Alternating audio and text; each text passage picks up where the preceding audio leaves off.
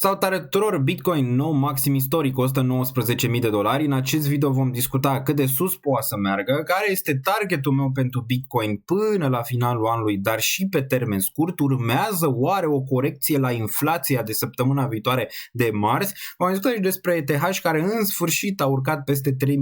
Poate să mențină regiunea respectivă, va urca spre targetul meu, țineți minte, 3.500.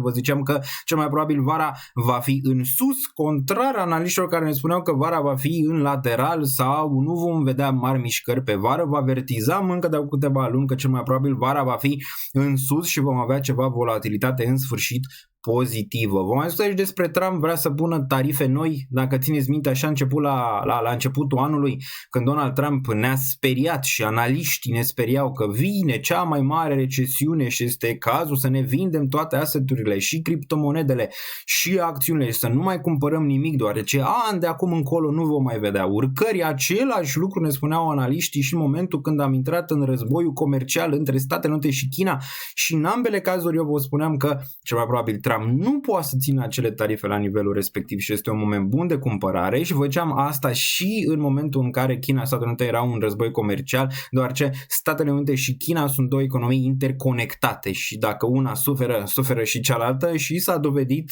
că așa a fost. Până la urmă s-a înțeles Trump cu China, până la urmă Trump a amânat acele tarife, da, până pe la 1 august. Acum vedem ce se întâmplă până la urmă, deal-uri au fost făcute deja, deci impactul nu este atât de mare, cel puțin în momentul de față. Țineți minte și războiul dintre Israel și Iran, în care vă ziceam că nu văd o escaladare prea mare, văd din nou un conflict în care doar prețul petrolului va urca, în final acel conflict se va termina, iar piețele vor face nou maxim istoric. Și aici mă referam la S&P 500, care a făcut nou maxim istoric, la Nasdaq, cele mai importante 100 companii americane de tehnologie, nou maxim istoric vă spuneam că or să facă și au făcut, și Bitcoin nou maxim istoric, iar la Ethereum era un pic mai rezervat, ziceam că va face cel mai probabil $3.500. Nu suntem departe, eu zic totuși că va face și nou maxim istoric ETH, posibil până la finalul anului sau la începutul anului 2026.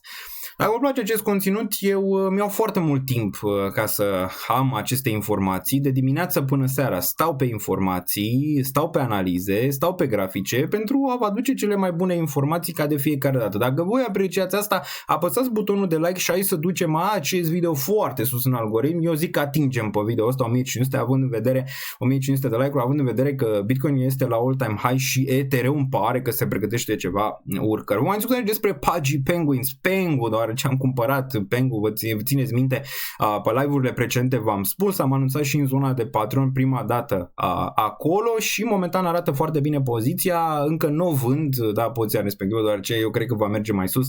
Pengu, din nou, o să fie cel mai probabil primul ETF instituțional pe spot din materie de meme coinuri, dacă vă vine să credeți. Toate astea și analize pe grafice vom analiza rapid și scurt și la obiect, și Bitcoin la final de săptămână și Ethereum și poate și alte piețe.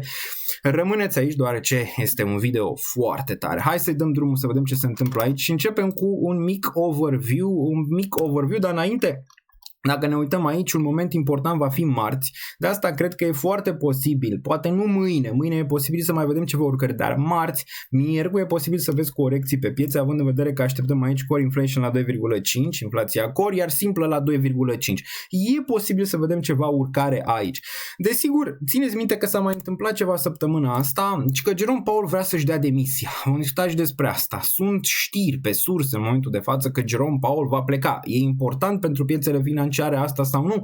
Care va fi impactul? Vom discuta și despre asta imediat. Da? Dar dacă ne întoarcem aici, putem să vedem 2,8%, destul de importantă inflația, deoarece la final de lună pe 30 avem acel FOMC în care Jerome Powell va decide dacă lasă dobânda la 4,5 sau o scade. Deci inflația este importantă. Dacă inflația este în scădere, înseamnă că este bine. Dacă ea este în urcare, atunci piețele probabil vor reacționa negativ. Hai să facem un mic overview aici, destul de rapid, și apoi trecem și la o analiză. analiză, pe overview, putem să vedem total market cap 1,8% pe urcare, 3,72, ne îndreptăm spre 4 trilioane pentru criptomonedele, volumele pe 24 de ore 115, 16% în corecție, asta nu-mi place, totuși este weekend, vedem mâine, poimine, dacă revin aceste volume și prețul va crește, va fi foarte bine, altcoin market cap undeva la 2,96 pe urcare, altcoin foarte bine, iar dominanța ne place, hai cu ea în scădere, dominanța ETH în urcare, vrem să mergem la stele cu această dominanță ETH. Ca urcări, Pengu, 31% îl vedem la 0,029 aici pentru Pengu, H-Bar 24% urcare, Algo destul de bine aici, Jasmine 12%, pare că și altcoin-urile s-au trezit un pic.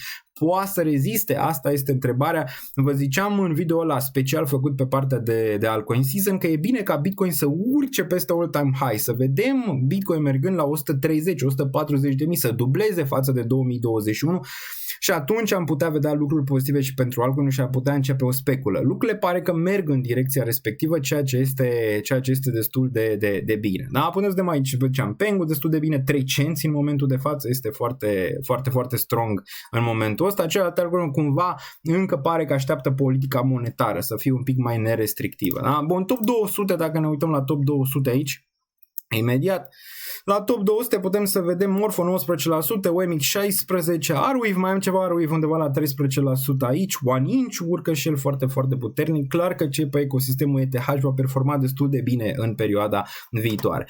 Vă ziceam la Bitcoin, dacă țineți minte targetul de la finalul anului 2024 după ce a câștigat Donald Trump, era cât la un an distanță? 128.000.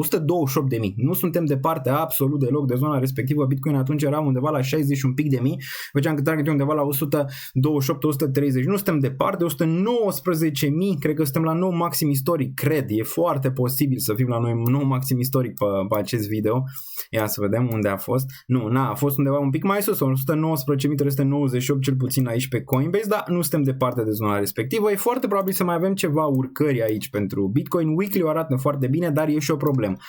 Problema este asta, problema este că momentan RSI-ul ajunge în zona asta de control lateral, n-a mai fost aici din decembrie 2024. De obicei când ajunge în zona asta pentru prima dată după o lungă perioadă ai ceva corect. Dar nu cred că va veni azi, poate nici mâine, doar ce luna este bullish, probabil marți, miercuri, ceva volatilitate și corecție. Până atunci Bitcoin ar putea merge dacă ne uităm la ceva targeturi aici pentru BTC imediat, țineți minte că le aveam și data trecută. Am avea în prima fază regiunea asta și posibil să o atingem un pic, 119.600, poate chiar 120.000, dar de aici vă puteți aștepta la o corecție cel mai probabil, care ar putea arăta ceva de genul ăsta, urci spre 120 un pic și apoi corectezi. Vedem cât de deep este corecția, ajunge până în 110, 112, 113, ar putea fi zone interesante dacă ne uităm după EMA-uri pe daily. Deci dacă ne uităm pe daily aici am putea să observăm că ar putea fi niște zone de suport. Ar fi 114.000 și apoi ar fi 110.000. Deci țineți ochii pe regiunile astea de aici în caz de corecție, dar nu știu dacă mâine e posibil marți, miercuri să vedem ceva corecții acolo. Da? Dominanța și în cădere foarte bine aici pentru altcoin momentane de speranțe, dar până când nu pică sub 61% nu ne putem entuziasma la un altcoin season mare, dar este un început destul de bun dacă mă întreb pe mine, iar dacă ne uităm la USDT.D putem să vedem USDT.D undeva la 4.2. Trebuie să pice sub regiunea de 3.8 dacă țineți minte pentru a putea vedea un altcoin season un pic mai extins, auzim dacă se înregistrează perfect totul bine și frumos. Da, asta ar putea merge un pic mai jos. Hai să ne uităm și la Ethereum, aveam deschis ETH-BTC, trecem și la ETH imediat, ETH-BTC foarte strong, din nou bate la ușă la regiunea asta 0.025, ulterior probabil vom vedea 0.032. Aici arată bine pentru un subsol pentru această paritate ETH-BTC, e posibil să vedem chiar 0.032, poate 0.04 la un moment dat. Aici avem și ETH-ul simplu, că aproape 3000, aproape 2998 aici pentru ETH, o închidere de săptămână peste regiunea de 2860, ar fi foarte bună, peste tot range-ul ăsta de aici ar fi excelent. La ETH știm foarte bine că lucrurile arată grozav atât timp cât ești peste linia roșie 200 moving average și momentan ești peste regiunea respectivă, deci am putea vedea ca un următor target 3082-3100 și apoi am putea vedea o corecție și de la ETH înainte să atingă 3500 și ulterior probabil all-time high de la ETH. Okay? Dacă atinge all-time high putem discuta atunci de targeturi, dar cel mai probabil vom vedea 6-7 mii în prima fază de la ETH. Dar suntem departe momentan. Volumele sunt acolo, lucrurile arată cât de cât bine, un pic mai sus cel mai probabil, dar apoi marți probabil vom vedea o corecție, cel puțin asta consider momentan, da? Bun, la nivel de știri, SUA impune noi tarife comerciale pentru mai multe țări, printre care și Uniunea Europeană 30% aici, la 1 august. Acum, teoria mea, desigur, și puteți să lăsați și voi în comentarii, e că Trump cel mai probabil nu va ține acest 30% și ulterior va rămâne la 10%. Uniunea Europeană este printre ultimele țări importante cu care Trump ar trebui să facă un deal pentru ca lucrurile să arate cât de cât bine ulterior și eu cred că îl va face, ok? Cred că îl va face cel mai probabil, nu știu dacă până pe 1, dar la un moment dat vom avea probabil 10%, chiar și sub teoria mea probabil vom avea 0. Președintele Rezervei Federale, Jerome Powell, i-a considerat posibilă o demisie, nu este 100%, se gândește cică, nu cred că va pleca până la final de an, dacă va pleca probabil va pleca la începutul anului 2026, dacă va pleca înainte de zona aia de mai.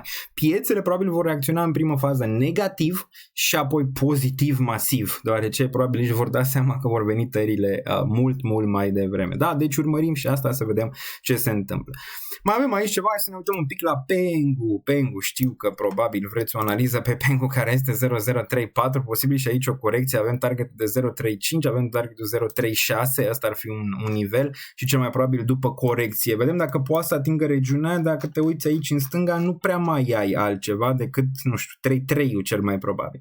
Apoi să te aștepți la corecție din range-ul ăsta, o corecție care dacă ar veni sub 2 cenți ar fi probabil una de cumpărat sau aproape de 2 cenți, nu știu, un 2-3, probabil regiunea asta de 1.7. Țineți minte că targeturile erau următoarele, din regiunea asta de aici aveam target de 0.15-0.16 atins și apoi 2.7-2.4, regiunea asta care a fost atinsă, ulterior mai avem 0.03. Pe termen lung, dacă ăsta face all-time high și repetă ce a făcut Pepe, Doge și toate celelalte meme coin-uri capitalizări mari, posibil să vedem undeva la 10 cenți plus la un moment dat. Dacă faci același lucru, același bull market ca Doge și toate celelalte Pepe, probabil îl vezi undeva la 0.31-0.5, adică nivelurile astea foarte puternice de aici de sus. Da?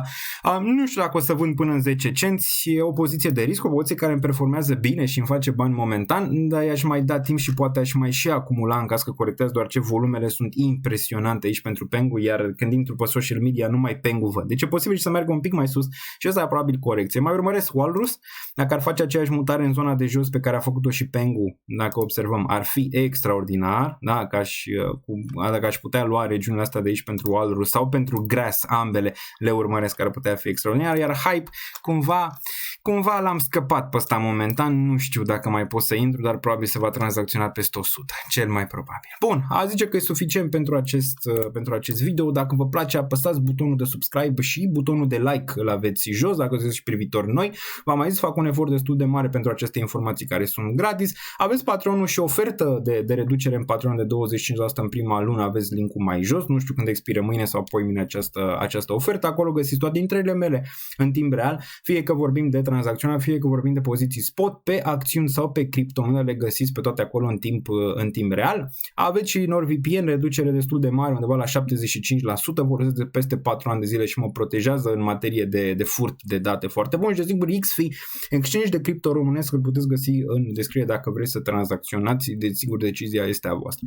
Numai Daniel Niță, sper că v-a plăcut, să ne auzim din nou la un nou all-time high, vara în sus, baby, much love!